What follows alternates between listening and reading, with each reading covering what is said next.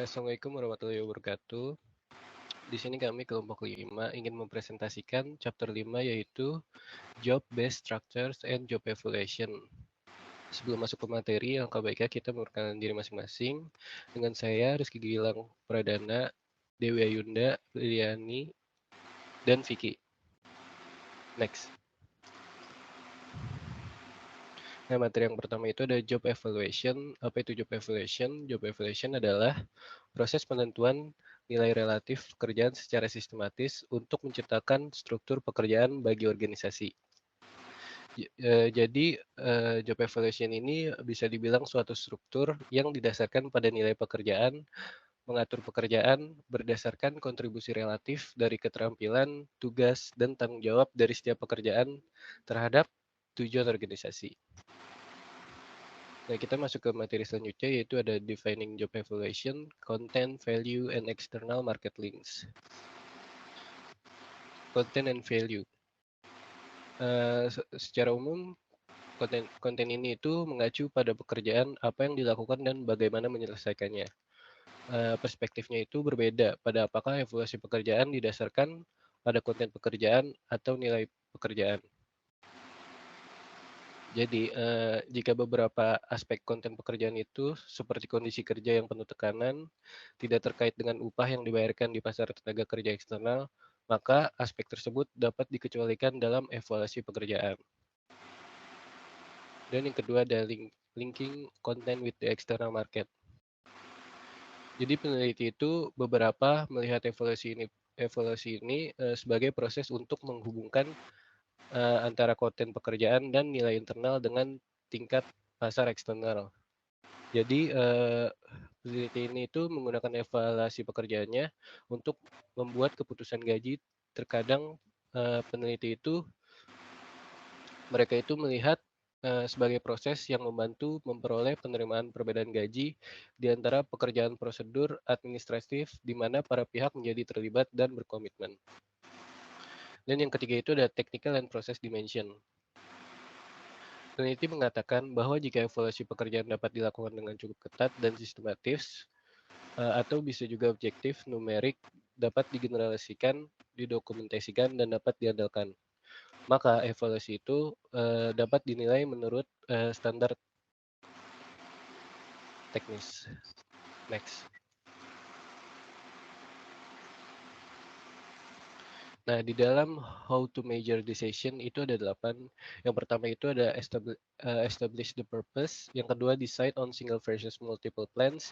Yang ketiga, choose among alternative methods. Yang keempat, obtain the involvement of relevant stakeholders. Yang kelima, evaluate the usefulness of the results. Yang nantinya akan dijelaskan oleh teman-teman saya. Next. Di sini saya akan menjelaskan establish the purpose. Establish the purpose itu ada 4. Itu yang pertama, supports organization strategy.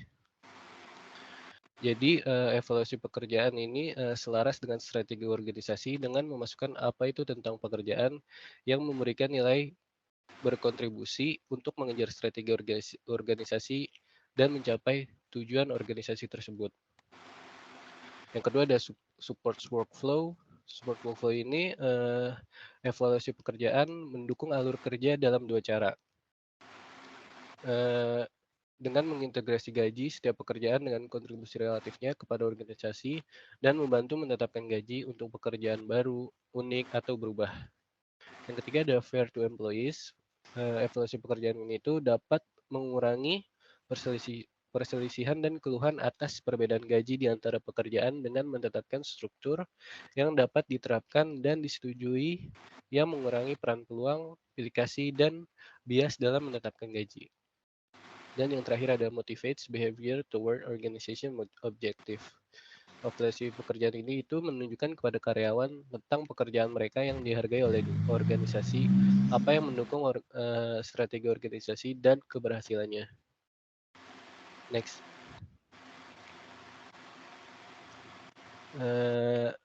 Yang kedua itu ada single versus multiple plans. Di sini saya mengambil contoh dari Northrop Grumman. Northrop Grumman ini memiliki 4 struktur yang berbeda. Banyak pemberi kerja merancang rencana evaluasi yang berbeda untuk jenis pekerjaan yang berbeda.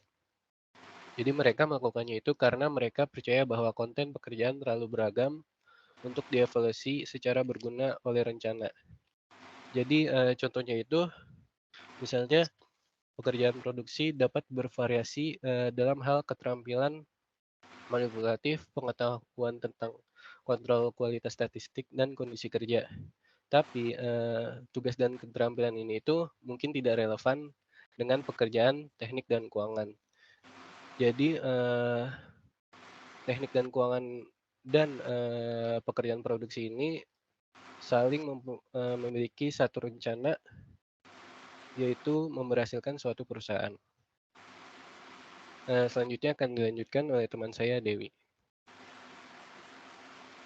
Baik, berdasarkan yang sudah dijelaskan oleh teman saya sebelumnya, sederhananya job evaluation adalah sebuah metode analisis untuk melakukan pembobotan nilai sebuah pekerjaan. Nah, setiap tugas dari masing-masing posisi akan dikonversikan ke dalam poin. Di sini ada 3 job evaluation method. Yang pertama ada ranking. Di sini ranking atau peringkat hanya mengurutkan deskripsi pekerjaan dari tertinggi ke terendah berdasarkan global definisi nilai relatif atau kontribusi untuk keberhasilan suatu organisasi. Yang kedua ada classification. Di sini dijelaskan bahwa deskripsi pekerjaan dibandingkan dengan deskripsi kelas untuk memutuskan kelas mana yang paling cocok untuk pekerjaan itu. Yang ketiga ada poin. Di sini dijelaskan bahwa nilai relatif setiap pekerjaan dan karenanya lokasinya dalam struktur gaji adalah ditentukan oleh total poin yang diberikan padanya. Nah, di sini akan dijelaskan satu-satu lebih mendetail. Yang pertama, ada 2 cara yang biasa dipakai dalam peringkat. Ini tuh 2 cara umum. Yang pertama ada peringkat bergantian. Di sini dijelaskan metode pemeringkatan bergantian mencantumkan nama-nama karyawan yang akan dinilai di sisi kiri selembar kertas.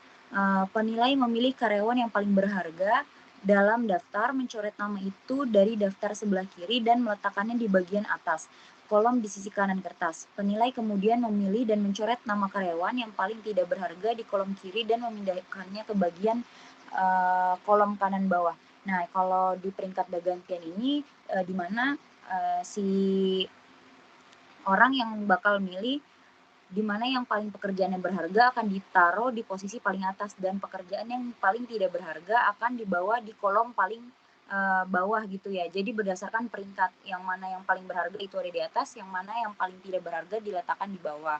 Kalau perbandingan berpasangan ini, evaluator kemudian membandingkan karyawan pertama dengan karyawan kedua pada kriteria kinerja yang dipilih, seperti kuantitas pekerjaan. Proses ini diulang sampai setiap karyawan perbandingan dengan setiap karyawan lainnya pada semua kriteria kinerja yang dipilih. Karyawan dengan tanda centang paling banyak dianggap sebagai karyawan dengan kinerja terbaik. Demikian pula karyawan dengan tanda centang paling sedikit adalah yang berkinerja paling rendah. Nah, di sini ada contohnya, contoh perbandingan berpasangan. Kalau di sini teman-teman bisa lihat ada shear operator, elektrikan, punch press operator, master welder, sama grinder.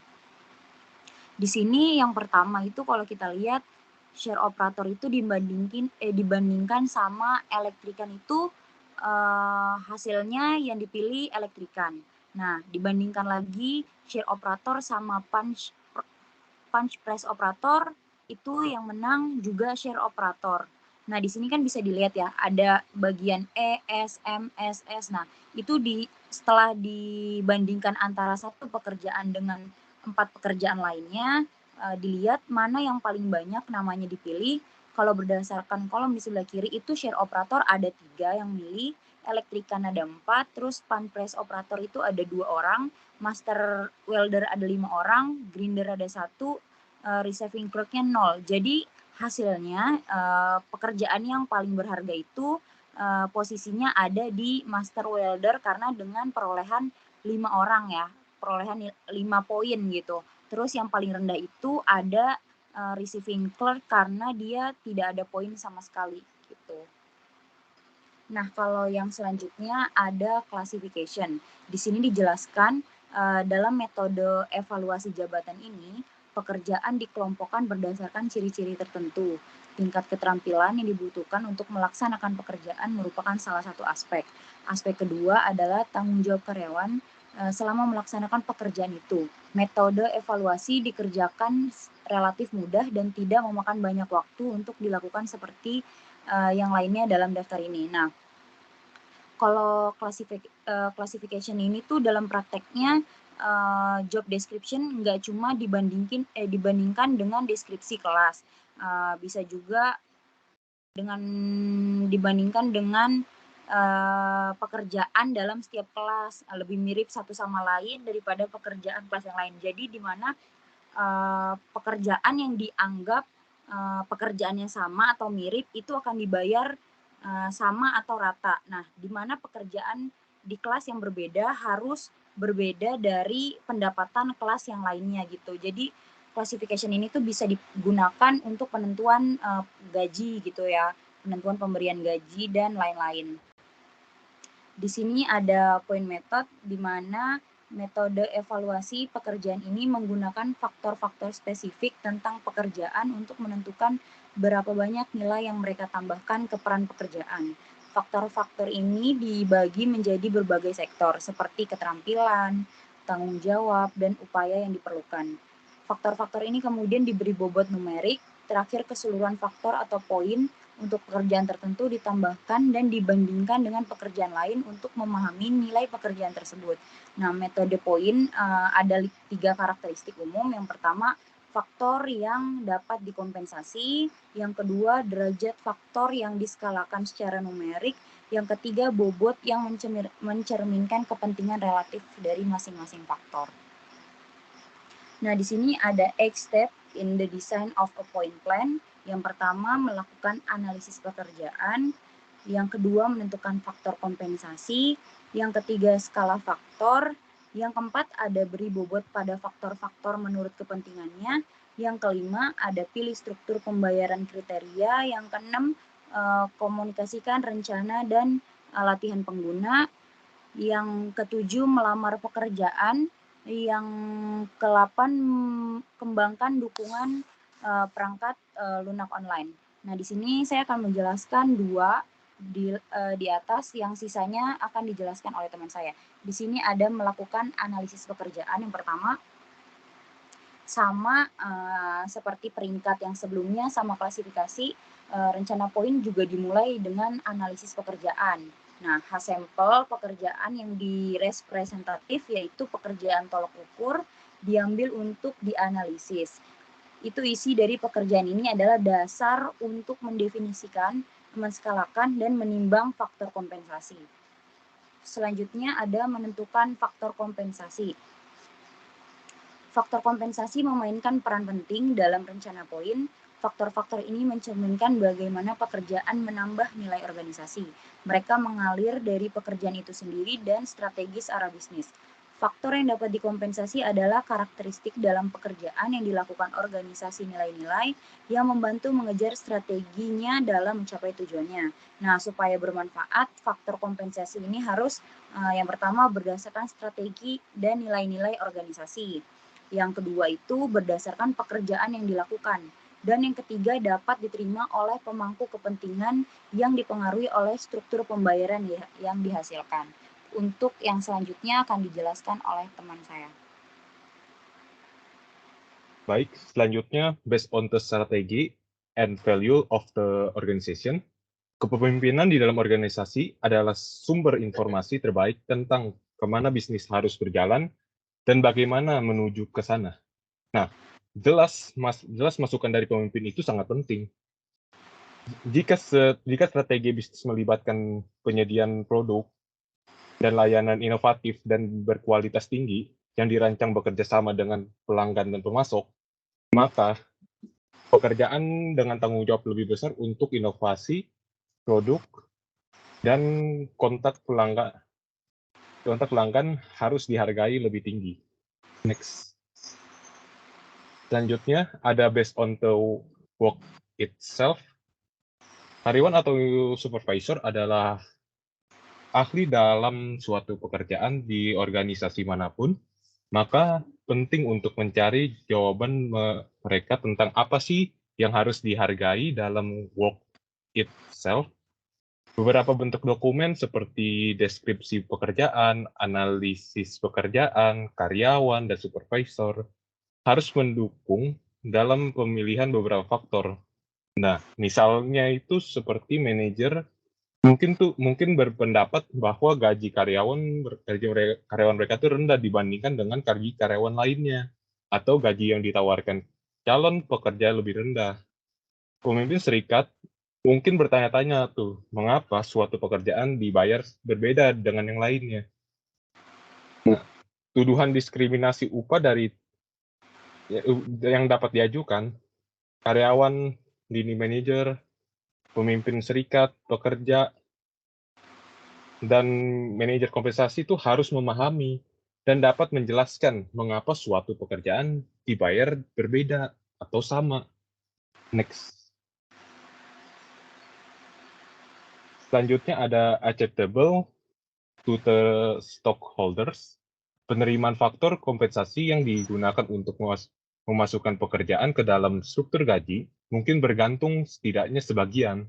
Itu misalnya itu seperti ya orang yang bekerja di rumah sakit, panti jompo, dan pusat penitipan anak menyatakan bahwa tanggung jawab terhadap orang lebih jarang digunakan oleh faktor-faktor kompensasi dan dinilai lebih rendah daripada tanggung jawab atas properti. Kelalaian ini tuh mungkin merupakan pengalian sejak hari-hari ketika layanan perawatan dan penitipan anak diberikan oleh anggota keluarga, biasanya perempuan, tanpa pergantian. Next. Selanjutnya, ada using existing standardized plan or adapting factor from existing plan. Itu ada penggunaan rencana standar yang ada, misalnya itu kayak rencana Hay Group, memberikan keuntungan karena dapat membandingkan ruang lingkup relatif, konten, dan nilai internal pekerjaan di organisasi dengan pekerjaan serupa di organisasi lain, yang dapat sangat membantu dalam memutuskan pekerjaan apa sih yang harus dibayar relatif terhadap pekerjaan suatu di organisasi lain. Namun seperti yang dicatat, sejumlah nilai dan gaji pekerja disesuaikan secara unik dengan strategi dan nilai organisasi. Seperti sistem evaluasi pekerja itu pun juga harus diperlukan, disesuaikan gitu. Next.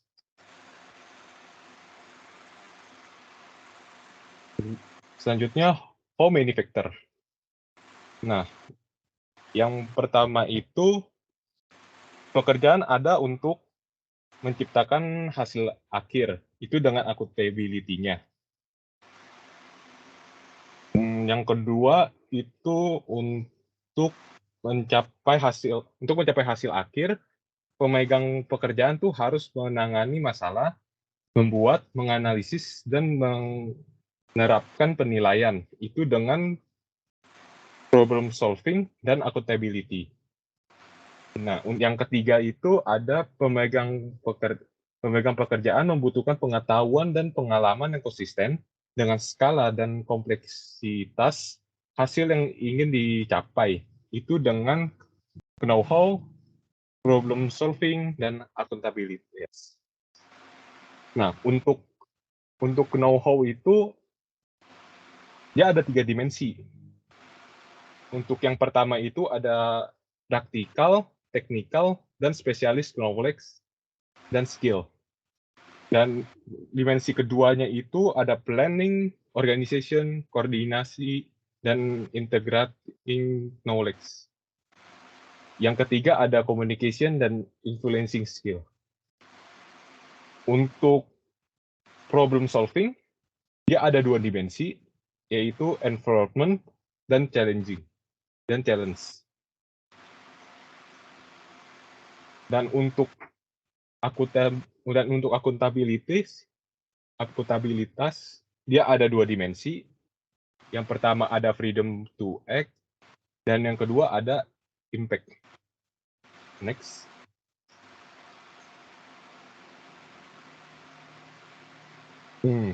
Nah, dan yang ini scale to factor scaling dari Nation Metal Trader Association.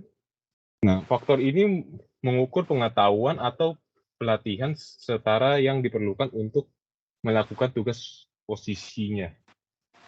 Itu yang dari degree pertama itu penggunaan membaca dan menulis, menambah dan mengurangi bilangan bulat, mengikat instruksi, pengetahuan pengukuran tetap, instrumen pembacaan langsung, dan perangkap serupa, di mana interpretasi tidak diperlukan.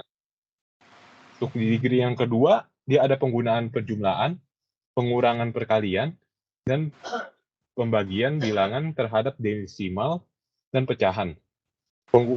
Penggunaan sederhana rumus, bagan, tabel, dan bubble gambar, spesifikasi, jadwal, diagram, pengkabelan,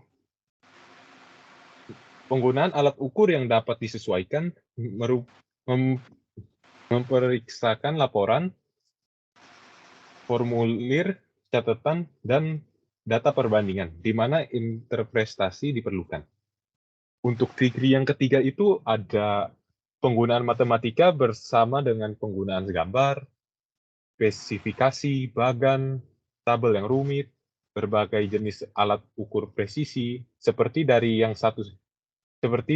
1 sampai 3 tahun pelatihan perdagangan terapan dalam pekerjaan tertentu atau khusus. Next.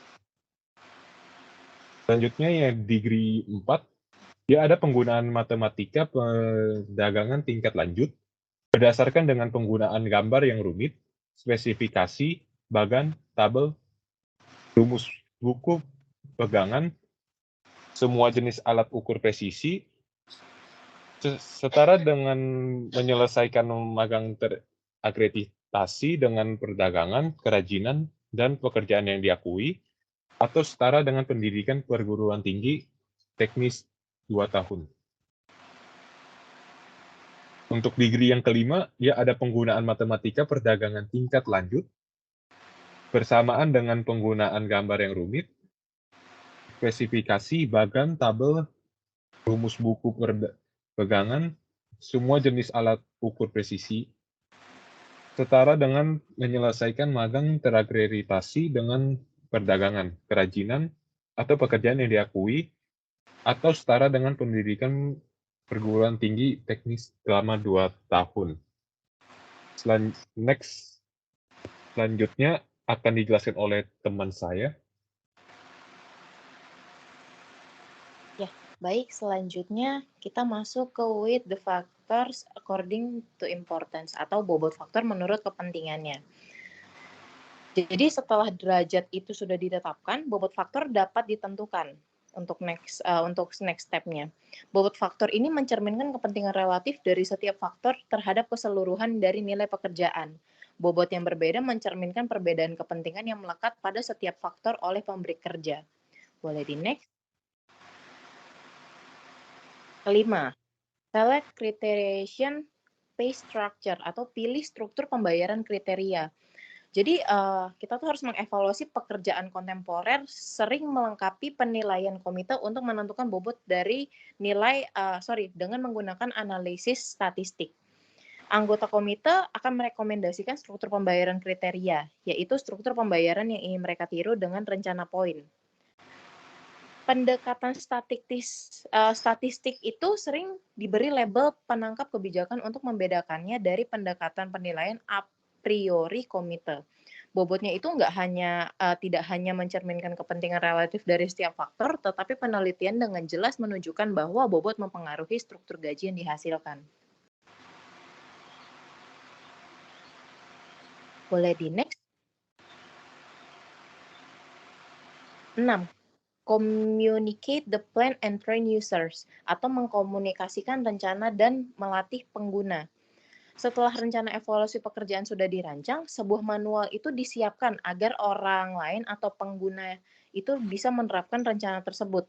Manual tersebut menjelaskan metode, mendefinisikan faktor yang dapat dikompensasi, dan memberikan informasi yang cukup untuk memungkinkan pengguna bisa membedakan derajat yang bervariasi dari setiap faktor yang ada. Inti dari manual ini itu adalah untuk memungkinkan si pengguna atau si user itu tidak terlibat dalam pengembangan rencana untuk menerapkan rencana tersebut sesuai dengan keinginan pengembangnya. Proses ini berbanding juga disertakan sehingga si karyawan ini tuh bisa merasakan pekerjaan mereka itu dievaluasi secara tidak wajar dan memiliki jalan lain. Penerimaan karyawan terhadap proses tersebut sangat penting jika organisasi berharap bahwa karyawan bahwa karyawan akan menerima pembayaran yang dihasilkan secara adil. Boleh di next. Ketujuh, apply the non-benchmark jobs atau melamar ke pekerjaan non-benchmark. Kita harus mengingat bahwa faktor dan bobot yang dapat dikompensasi itu diperoleh dengan menggunakan sampel pekerjaan tolak ukur. Langkah terakhir ini adalah menerapkan rencana tersebut ke pekerjaan yang tersisa. Jika pendekatan pengambilan kebijakan sudah dijelaskan, maka persamaan dapat digunakan untuk menerjemahkan poin evaluasi pekerjaan menjadi gaji. Boleh di next. 8. Develop online software support atau mengembangkan dukungan perangkat lunak online. Evaluasi pekerjaan online itu banyak digunakan di organisasi yang lebih besar atau jauh lebih besar. Hal ini menjadi bagian dari pusat pelayanan kompensasi total untuk digunakan oleh manajer dan generalis SDM. Boleh di next. Kita masuk ke the design process matters. Peneliti itu menunjukkan bahwa memperhatikan keadilan proses desain dan pendekatan yang dipilih, evaluasi pekerjaan, rencana berbasis keterampilan atau kompetensi, dan penetapan harga pasar daripada hanya berfokus pada hasil struktur gaji internal yang kemungkinan besar akan dicapai karyawan dan komitmen dan komitmen manajemen, kepercayaan, dan penerimaan hasil. Ketiadaan partisipasi dapat memudahkan karyawan dan manajer untuk membayangkan bagaimana struktur dapat diatur ulang sesuai dengan keinginan pribadi mereka. Prosedur, boleh di next mungkin.